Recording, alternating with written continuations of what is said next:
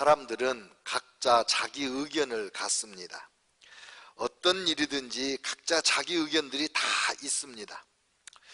요즘 한반도 정세에 폭풍이 휘몰아치고 있잖아요. 한반도 비핵화라는 대명제를 놓고 온 세계가 온통 한반도에 집중이 되어 있습니다. 그런데 사람마다 의견이 달라요. 김정은이에게, 김일성이한테 우리가 한두 번 속아봤냐? 이번에도 들러리 서다가 왕창 당하고 말 것이다. 또 이 북한 대한민국의 문재인 대통령은 빨갱이라서 대한민국을 몽땅 북한에다가 바치려고 한다. 이런 의견부터 시작해서 엄청난 의견들이 막 돌고 있습니다. 여러분도 각자 다른 의견이 있을 거예요. 저도 저 나름대로 의견이 있겠지요. 기대하시라. 중대 발표. 황희정 목사의 북미 정상회담에 대한 입장 발표가 있겠습니다. 저는 제가 기도한 대로 하나님께서 인도하고 계신다고 믿습니다.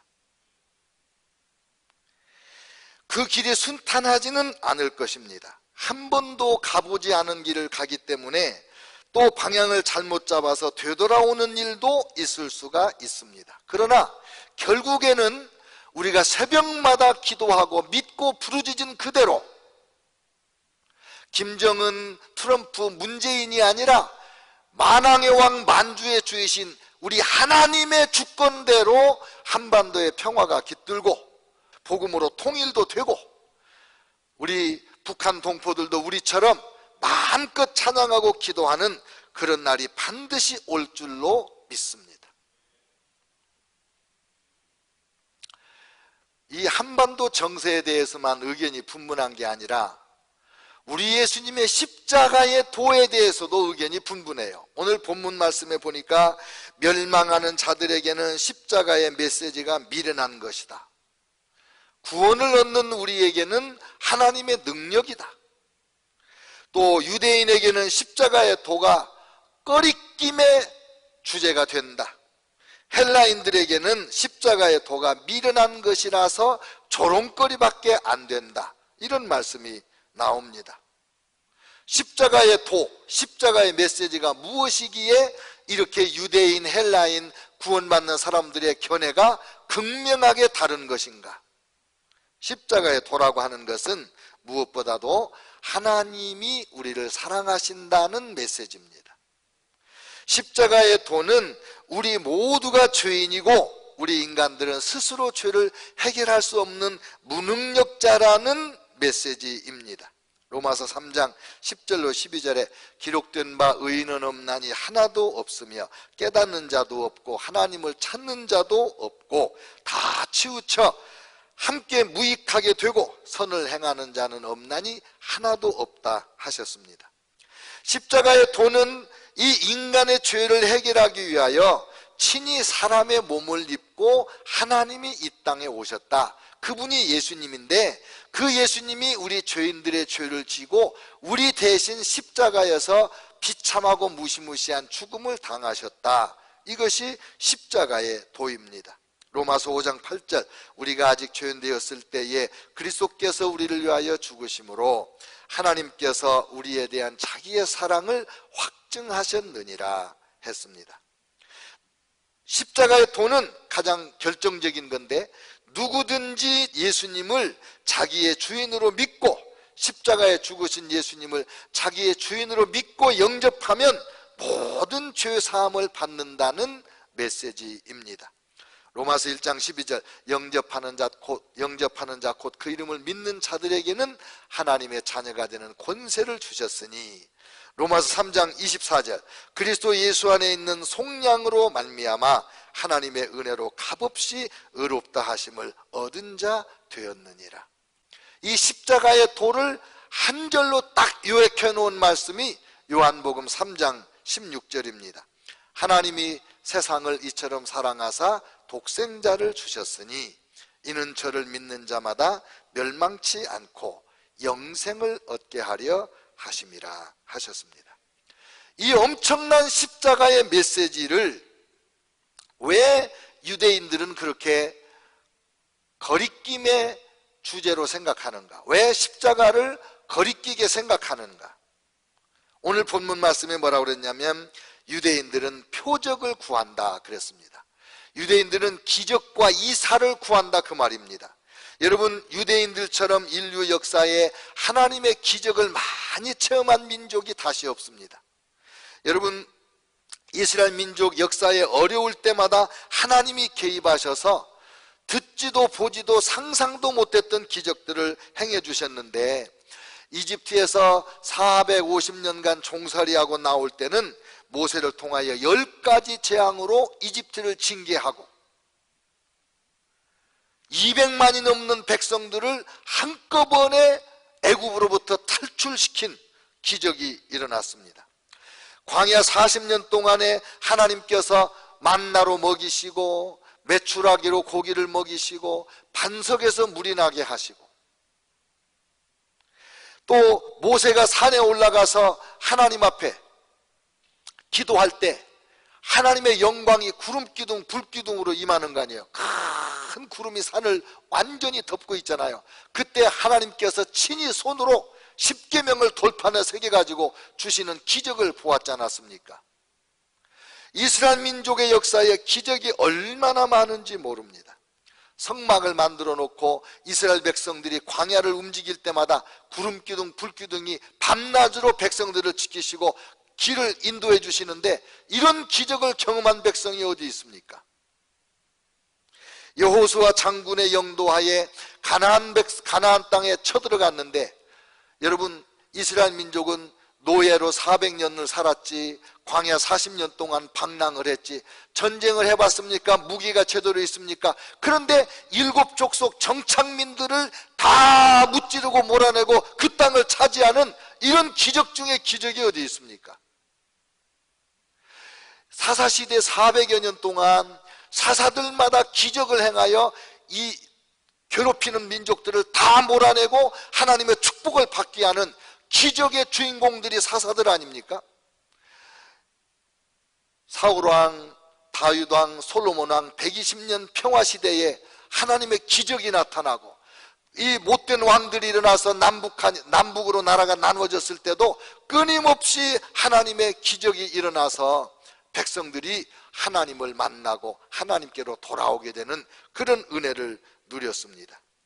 엘리야, 엘리사 선지자 시대에는요, 하늘에서 불이 내려오지를 않나, 죽은 자가 살아나지를 않나, 강이 갈라지지를 않나, 연못에 빠진 쇠도끼가 떠오르지를 않나, 온갖 기적이 있었습니다.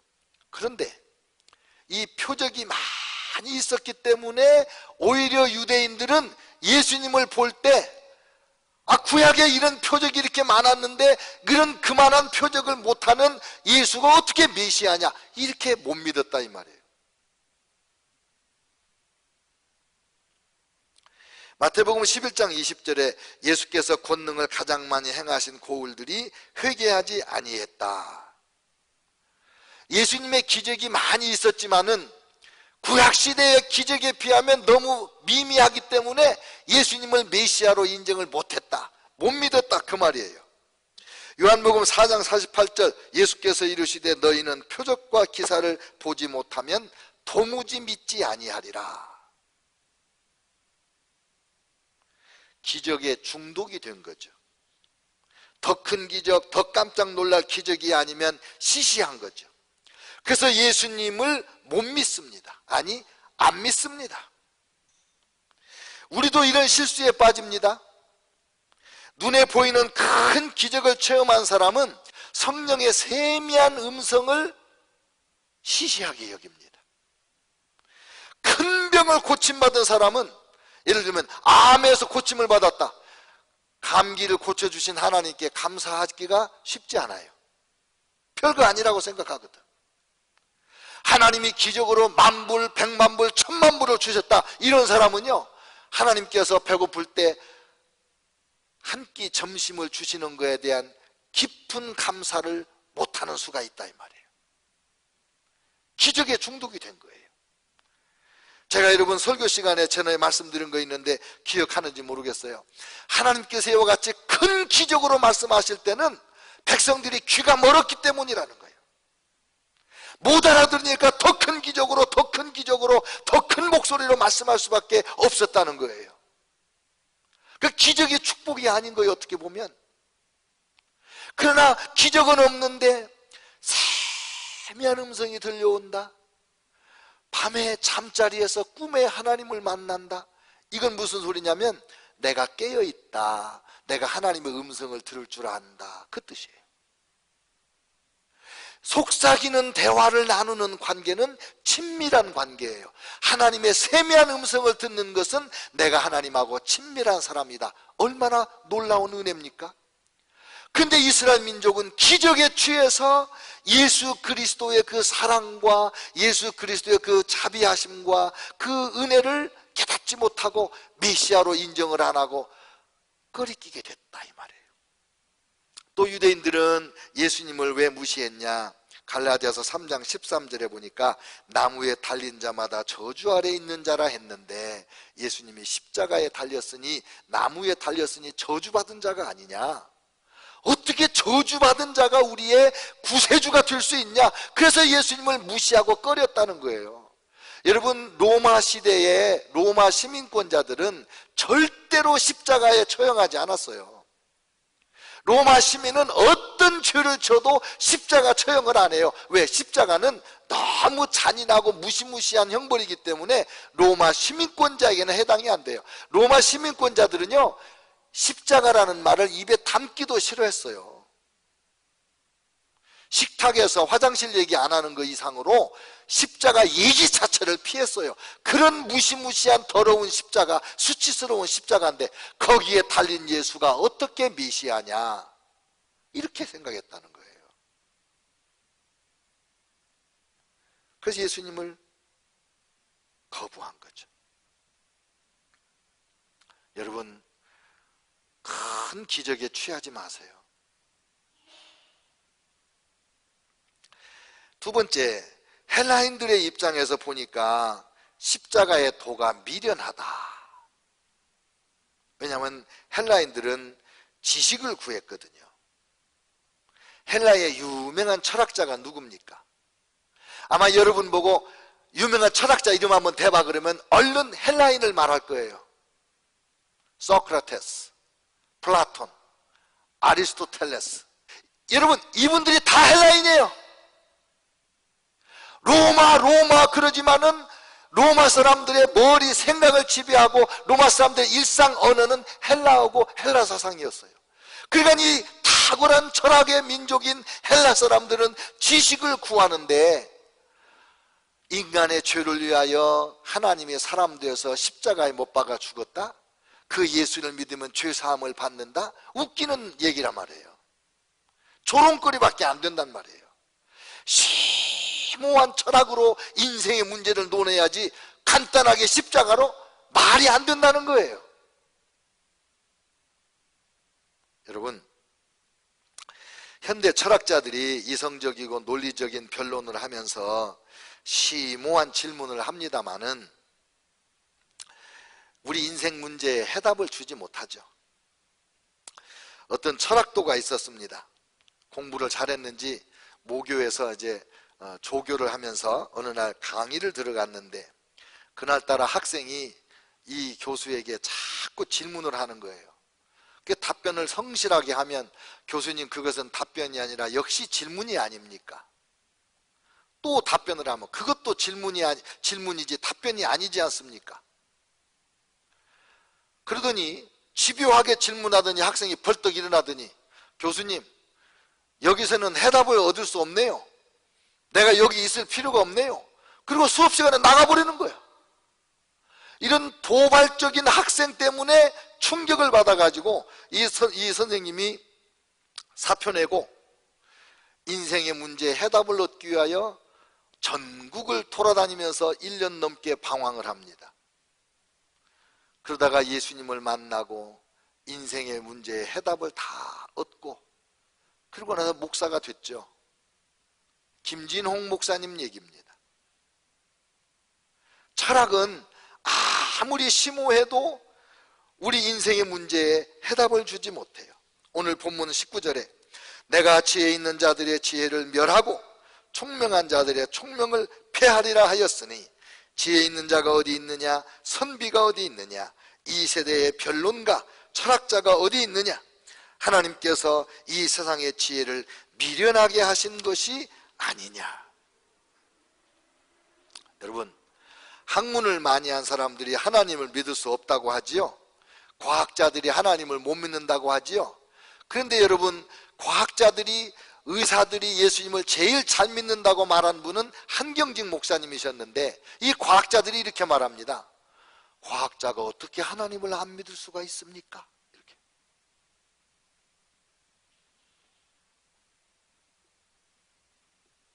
고린도전서 8장 1절에 지식은 교만하게 한다 그랬습니다.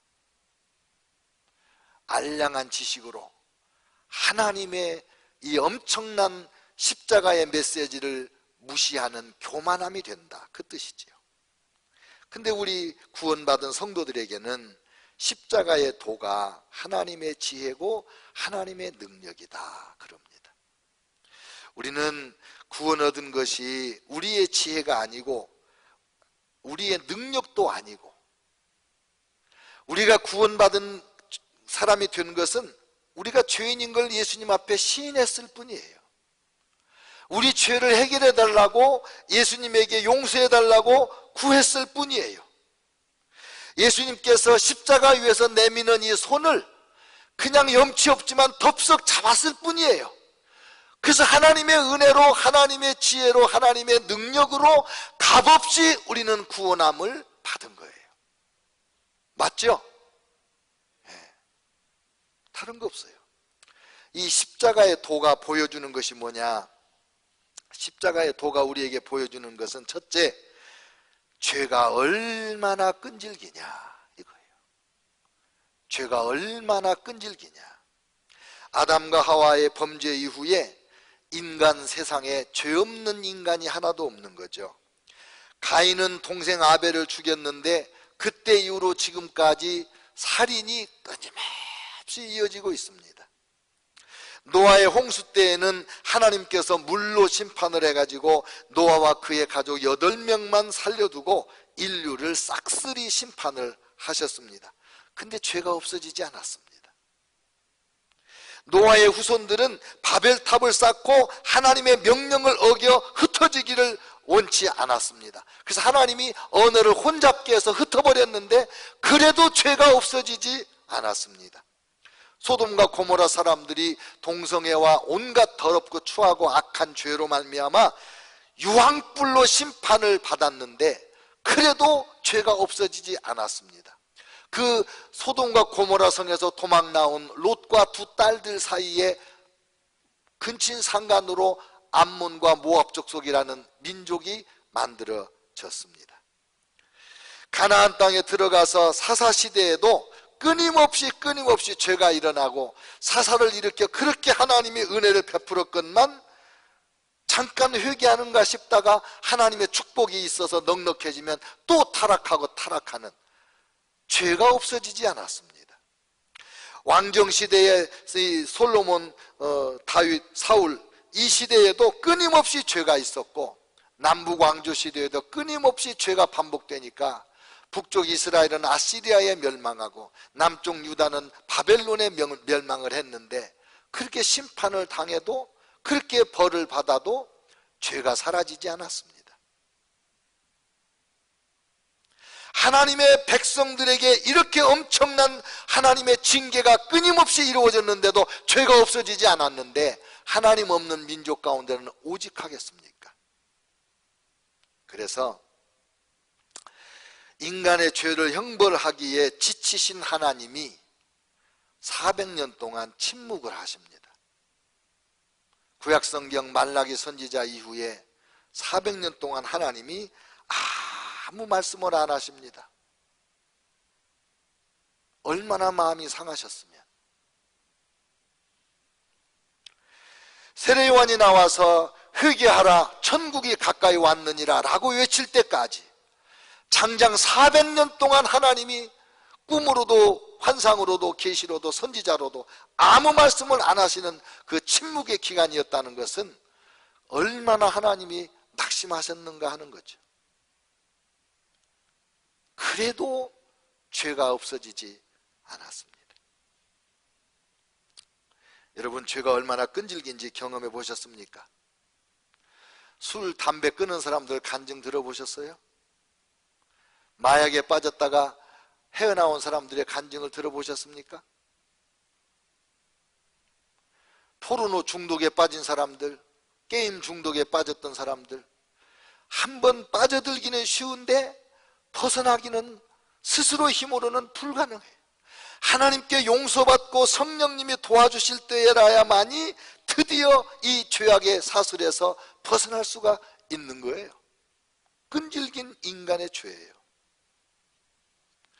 두 번째, 십자가의 도는 인간이 점점 악해지고 점점 포악해지는 것이다.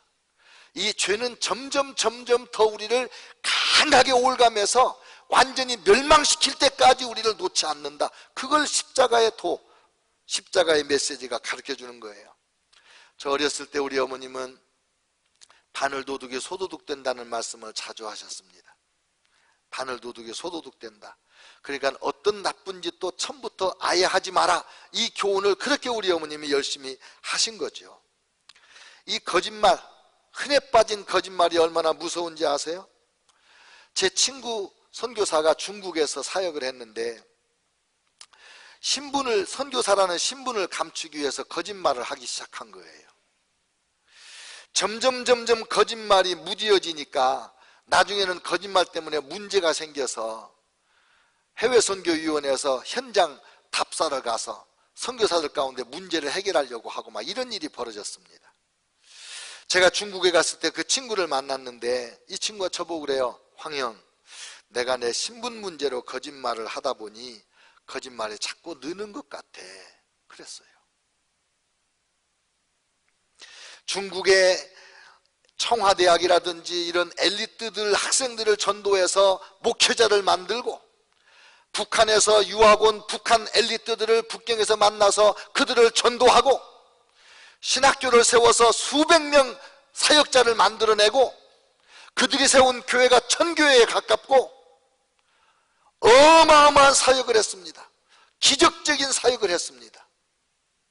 그런데 이 거짓으로 무너져 가지고 감옥 생활도 하고 가정도 깨어지고 지금은 어디 있는지를 몰라요.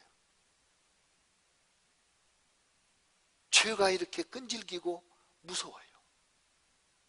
거짓말만이 아닙니다. 온갖 죄가 우리를 끝까지 물고 늘어져서 우리를 멸망시키려고 하는 것입니다. 십자가의 도는 그것을 보여주는 거예요. 죄를 가리기 위해서 더 큰 죄를 짓습니다. 점점 더 죄의 수렁에 빠집니다. 빚을 내서 또 다른 빚을 갚는 사람같이 빚이 눈덩이같이 커지는 것처럼 우리의 죄가 그렇게 커지는 것입니다. 인간 본성이 점점 더 타락하고 도저히 인간으로서 상상할 수 없었던 일들이 얼마나 빈번하게 일어나는 세상에 우리가 지금 살고 있습니까? 오죽했으면 하나님께서 독생자 예수님을 십자가에 못 박는 그런 엄청난 일을 하셔야만 했겠습니까?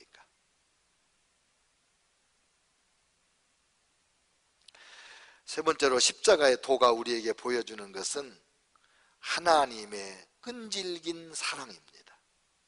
죄만 끈질기냐? 내 사랑도 끈질기다. 그걸 보여주시는 거예요.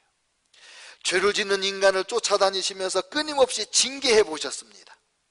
효과가 없습니다. 400년씩이나 침묵도 해보셨습니다. 그래도 인간의 죄가 해결이 안 됩니다. 그래서 마침내 독생자 예수님을 보내셔서 십자가에 꽝꽝 못 박아 죽게 하셨습니다. 로마서 8장 35절 또 38절 39절에 이런 말씀이 있어요. 누가 우리를 그리스도의 사랑에서 끊으리요? 환난이나 곤고나 박해나 기근이나 적신이나 위험이나 칼이랴. 내가 확신하노니 사망이나 생명이나 천사들이나 권세자들이나 현재일이나 장래일이나 능력이나 높음이나 다른 아무 피조물이라도 우리를 우리 주 그리스도 예수 안에 있는 하나님의 사랑에서 끊을 수 없으리라. 하나님의 말씀입니다. 하나님의 사랑은 우리의 죄보다 큽니다. 하나님의 사랑은 우리의 죄악보다 끈질깁니다. 십자가의 십자가의 메시지는 바로 이 하나님의 사랑을 우리에게 보여주시고 선포하는 겁니다. 로마서 5장 8절, 우리가 아직 죄인되었을 때에 그리스도께서 우리를 위하여 죽으심으로 하나님께서 우리에게 대한 자기의 사랑을 확증하셨느니라. 십자가의 도. 어제 우리 미성대학교 졸업식에 가서 큰 은혜를 받았습니다. 이사장 김광수 목사님이 격려사를 하는 중에 자기 간증을 했는데, 어느 해에 자녀들이 어릴 때 청소년 시절에 교회 청소년 12명을 멕시코 단기 선교를 일주일간 보냈는데, 돌아오기 전날 밤에 딸이 전화를 한 거예요. 아빠, 오빠의 소셜 시큐리티 넘버를 주세요. 야, 선교 간 아이들이 왜 그 번호가 필요하냐? 그랬더니, 아빠, 오빠가 탄 차가 세 바퀴를 굴러서 오빠가 다쳤어요. 헬리콥터로 실려서 병원에 갔어요. 그래가지고 이 목사님이 그 소리를 듣고 밤새 잠을 못 자고 하나님 앞에 기도를 하고, 그 다음날 아침 일찍이 멕시코 국경에 가서 그 12명 청소년들을 다 인계받아가지고 돌아오는데, 아들이 팔에다가 기부스를 했더래요. 그렇게 많이 다친 건 아니었던가 봐요. 기부스를 한 거야. 그래서 아들 보고 물어봤어요. 왜 네가 이렇게 다쳤냐? 그랬더니 이 아들 대답이, 아빠, 그러면 목사 아들이 다쳐야지 누가 다쳐요? 이랬다는 거야. 너무 가슴 아픈 말이잖아요. 이왕에 다치려면 목사 아들이 다쳐야지 다른 사람이 다치면 시험 들잖아요. 이 어린애가 그 말을 한 거예요. 그러니까 이제 이 목사님이 학생들을 태우고 오면서 마음이 너무 무겁고 아프고 하나님한테 좀 섭섭했는지도 모르죠. 근데 하나님의 음성이 들려오더래요. 사랑하는 내 종아, 아프냐? 네, 아파요.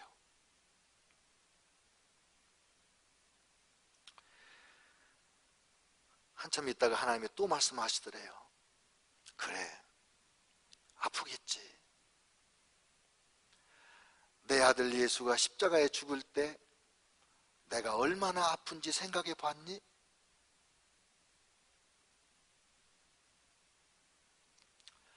그 말에 목사님이 회개하기 시작했대요. 아, 하나님 죄송합니다.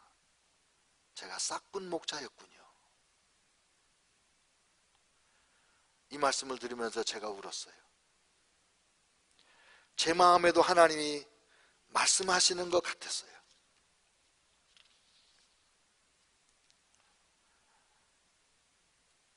십자가의 도를 네가 아느냐? 십자가의 메시지를 내가 진정 바르게 전하느냐? 십자가의 메시지에 진심으로 너는 감사하느냐? 이런 성령의 음성이 내 마음에 들리는 것 같았어요. 사랑하는 성도 여러분, 여러분은 이 십자가의 메시지를 전심으로 믿으십니까? 십자가의 메시지를 정말 사랑합니까? 이 십자가의 메시지를 열심히 전하고 계십니까? 이 십자가의 메시지를 위해서 남은 생애를 살 각오가 있습니까? 십자가의 도를 붙드시고 사시기를 축원합니다. 함께 기도하겠습니다.